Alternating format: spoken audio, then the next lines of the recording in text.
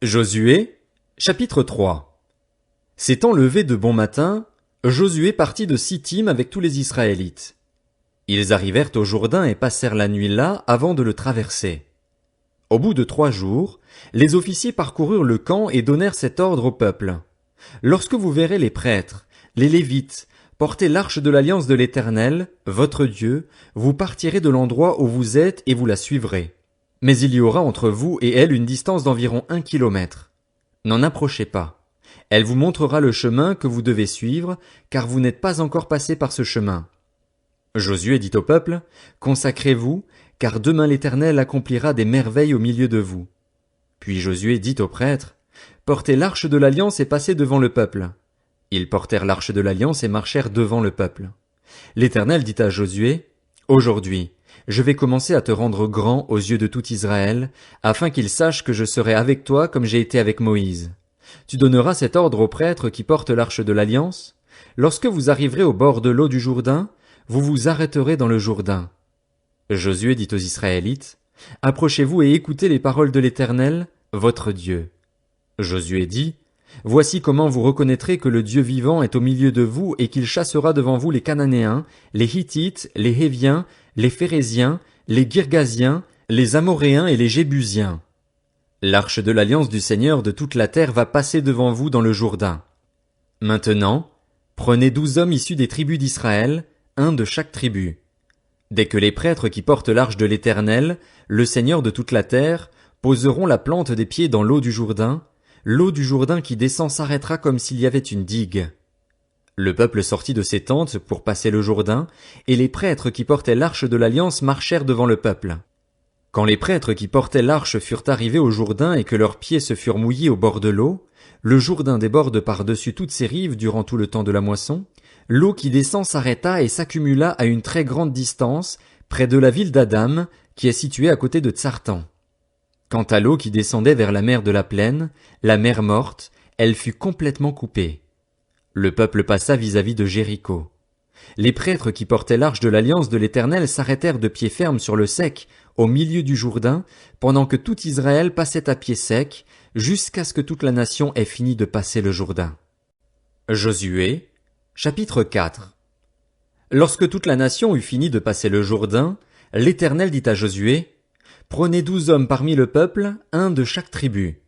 Donnez-leur cet ordre, retirez d'ici, du milieu du Jourdain, là où les prêtres se sont arrêtés de pied ferme, 12 pierres que vous emporterez avec vous et que vous déposerez à l'endroit où vous passerez cette nuit. Josué appela les 12 hommes qu'il choisit parmi les Israélites, un de chaque tribu. Il leur dit, passez devant l'arche de l'Éternel, votre Dieu, au milieu du Jourdain et que chacun de vous charge une pierre sur son épaule, selon le nombre des tribus israélites, afin que cela soit un signe au milieu de vous. Lorsque vos enfants demanderont un jour, que signifient pour vous ces pierres? Vous leur direz, l'eau du Jourdain a été coupée devant l'arche de l'alliance de l'Éternel. Lorsqu'elle a passé le Jourdain, l'eau du Jourdain a été coupée, et ces pierres seront pour toujours un souvenir pour les Israélites. Les Israélites firent ce que Josué leur avait ordonné. Ils retirèrent 12 pierres du milieu du Jourdain, comme l'Éternel l'avait dit à Josué, selon le nombre des tribus israélites.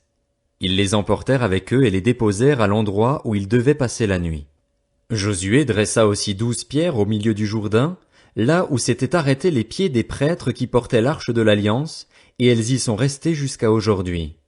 Les prêtres qui portaient l'arche se tinrent au milieu du Jourdain jusqu'à l'entière réalisation de ce que l'Éternel avait ordonné à Josué de dire au peuple, en conformité avec tout ce que Moïse avait prescrit à Josué. Et le peuple s'empressa de passer.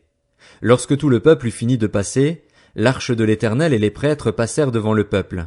Les Rubénites, les Gadites et la demi-tribu de Manassé passèrent en ordre de bataille devant les Israélites, comme Moïse le leur avait dit.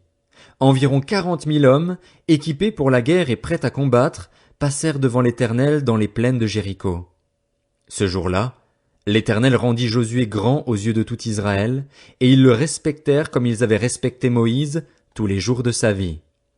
L'Éternel dit à Josué, ordonne aux prêtres qui portent l'arche du témoignage de sortir du Jourdain. Josué donna cet ordre aux prêtres, sortez du Jourdain. Lorsque les prêtres qui portaient l'arche de l'alliance de l'Éternel furent sortis du milieu du Jourdain et que la plante de leurs pieds se posa sur le sec, l'eau du Jourdain retourna à sa place et inonda toutes ses rives comme avant. Le peuple sortit du Jourdain le 10e jour du premier mois et campa à Gilgal, à l'extrémité est de Jéricho. Josué dressa à Gilgal les 12 pierres qu'il avait retirées du Jourdain. Il dit aux Israélites, « Lorsque vos enfants demanderont un jour à leur père, que signifient ces pierres? Vous les instruirez en disant, Israël a passé le Jourdain que voici à pied sec. Oui, l'Éternel, votre Dieu, a asséché devant vous l'eau du Jourdain jusqu'à ce que vous soyez passés, tout comme il l'avait fait à la mer des roseaux, qu'il a asséché devant nous jusqu'à ce que nous soyons passés. Ainsi, tous les peuples de la terre sauront que la main de l'Éternel est puissante et vous craindrez toujours l'Éternel, votre Dieu. » Josué, chapitre 5. Lorsque tous les rois des Amoréens qui se trouvaient à l'ouest du Jourdain et tous les rois des Cananéens près de la mer Méditerranée apprirent que l'Éternel avait asséché l'eau du Jourdain devant les Israélites jusqu'à ce qu'ils aient traversé, ils perdirent courage et leur esprit fut abattu devant eux. À cette époque-là, l'Éternel dit à Josué, « Fais-toi des couteaux de pierre et circoncis une nouvelle fois les Israélites. » Josué se fit des couteaux de pierre et circoncis les Israélites sur la colline d'Aralot. Voici la raison pour laquelle Josué les circoncis. Tout le peuple sorti d'Égypte, les hommes, tous les hommes de guerre, étaient morts dans le désert pendant la route, après leur sortie d'Égypte. Or, tout ce peuple sorti d'Égypte était circoncis, tandis que le peuple né dans le désert pendant la route, après la sortie d'Égypte, n'avait pas été circoncis. En effet, les Israélites avaient marché 40 ans dans le désert jusqu'à la destruction de toute la nation des hommes de guerre qui étaient sortis d'Égypte et qui n'avaient pas écouté l'Éternel. L'Éternel leur avait juré de ne pas leur faire voir le pays qu'il avait juré à leurs ancêtres de nous donner, pays où coule le lait et le miel. Ce sont leurs enfants qu'il donna à leur place, et Josué les circoncis. Ils étaient en effet incirconcis, puisqu'on ne les avait pas circoncis pendant la route. Lorsqu'on eut fini de circoncire toute la nation, ils restèrent sur place dans le camp jusqu'à leur guérison. L'Éternel dit à Josué, « Aujourd'hui, j'ai fait rouler loin de vous la honte de l'Égypte, et cet endroit a été appelé Gilgal jusqu'à aujourd'hui. » Les Israélites campèrent à Gilgal. Ils célébrèrent la Pâque le 14e jour du mois, sur le soir, dans les plaines de Jéricho. Ils mangèrent du blé du pays le lendemain de la Pâque, des pains sans levain et du grain rôti. Ils en mangèrent ce jour-là. La manne cessa le lendemain de la Pâque, au moment où ils mangèrent du blé du pays. Les Israélites n'eurent plus de manne et ils mangèrent des produits du pays de Canaan cette année-là. Comme Josué était près de Jéricho, il leva les yeux et regarda. Voici qu'un homme se tenait debout devant lui, son épée dégainée dans la main. Josué alla vers lui et lui dit, « Es-tu pour nous ou pour nos ennemis ?» Il répondit, « Non, je suis le chef de l'armée de l'Éternel, j'arrive maintenant. » Josué tomba le visage contre terre, adora et dit, « Que dit mon Seigneur à son serviteur ?»